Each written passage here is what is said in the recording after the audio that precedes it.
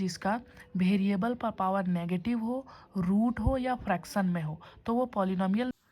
अब हम देखेंगे इस क्वेश्चन को, क्या ये पॉलिनोमियल होगा।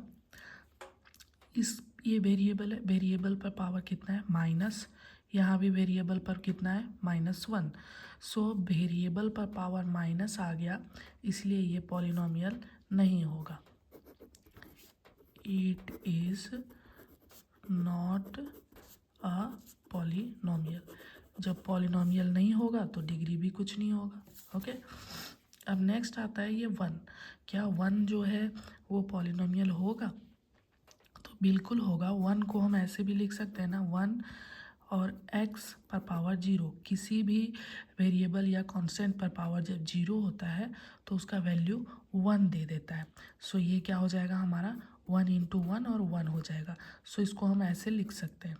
तो ये क्या हो जाएगा, हाँ इट इज़ ए पॉलिनोमियल, ये एक पॉलिनोमियल होगा और इसकी डिग्री क्या होगी, तो डिग्री होगी 0।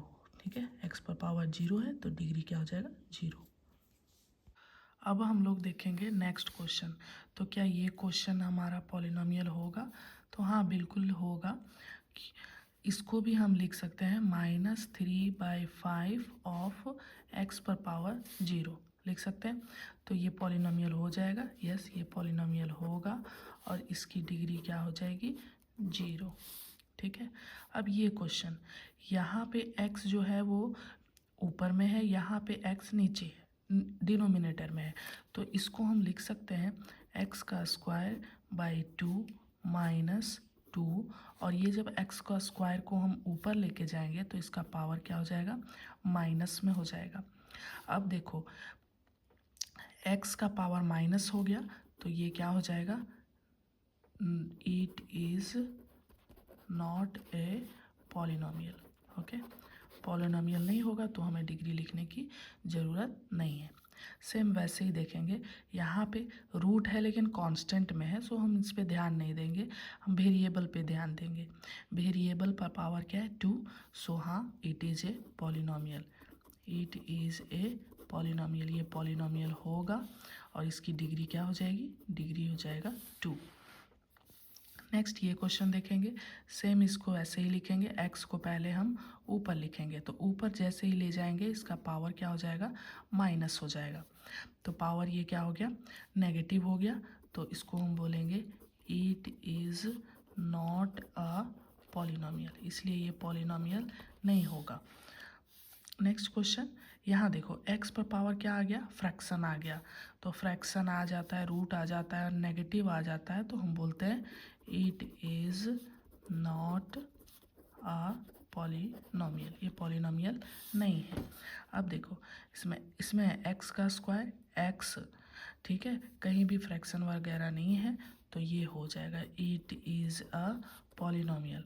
और जब पॉलिनोमियल होगा तो इसकी डिग्री क्या होगी, तो डिग्री हो जाएगा, यहाँ पे पावर 2 है यहाँ 1 है तो बड़ा पावर क्या है 2, तो इसलिए इसकी डिग्री क्या हो जाएगी 2। नेक्स्ट क्वेश्चन, यहाँ भी देखो x पर पावर क्या हो गया, फ्रैक्शन में आ गया। सो ये हम लिखेंगे it is not a polynomial, ये पॉलिनोमियल नहीं होगा। यहाँ भी देख सकते हो, यहाँ पे पावर 3 है, 2 है, यहाँ रूट है, तो रूट का मतलब होता है पावर 1/2। सो रूट आ गया तो हम इसको बोलेंगे it is not a polynomial, इसलिए ये भी क्या है, पॉलिनोमियल नहीं है। अब हम पढ़ते हैं नेक्स्ट क्वेश्चन। अब ये क्वेश्चन आपके लिए है, बताना है कि ये पॉलिनोमियल है या नहीं। तो बहुत सारे बच्चे फ्रैक्शन और रूट देख के सीधा सीधा बोल देंगे कि ये पॉलिनोमियल नहीं है। नहीं, पहले इसको आपको सॉल्व करना पड़ेगा। जैसे इसको मैं लिख सकती हूँ 6√x divided by √x plus x पर पावर 3/2 डिवाइडेड बाय √x लिख सकते हैं। इसको हम एलसीएम लेंगे तो फिर से यही आ जाएगा, है ना। अब देखो यहाँ से √x कट जाएगा और यहाँ बच गया 6 प्लस ये क्या हो जाएगा x पर पावर 3/2, और ये x को जब हम ऊपर लेके जाएंगे तो x पर √x का मतलब क्या हो गया कि x पर पावर 1/2 टू। सो जब हम इसको ऊपर लेके जाएंगे तो यहाँ x पर पावर 1/2 है, ऊपर ले जाएंगे तो ये -1/2 हो जाएगा। ठीक है, अब इसको 6, ये देखो दोनों का बेस सेम है, तो बेस सेम है तो हमारा पावर क्या हो जाता है, ऐड हो जाता है। सो 3/2 प्लस -1/2। सो इसको हम क्या लिख सकते हैं, 6 प्लस x और ये 3/2 प्लस माइनस माइनस 1/2। अब 6 प्लस x, 2 और 2 का एलसीएम क्या हो जाएगा, 2 एंड 3 माइनस 1। सो इसको हम लिख सकते हैं 6 प्लस x पर power 3 minus 1 is 2 divided by 2, तो ये कट जाएगा। This is 6 plus x। अब देखो फाइनल हमारा जो है एक्सप्रेशन ये आ गया, तो ये हम बोलेंगे yes it is a polynomial.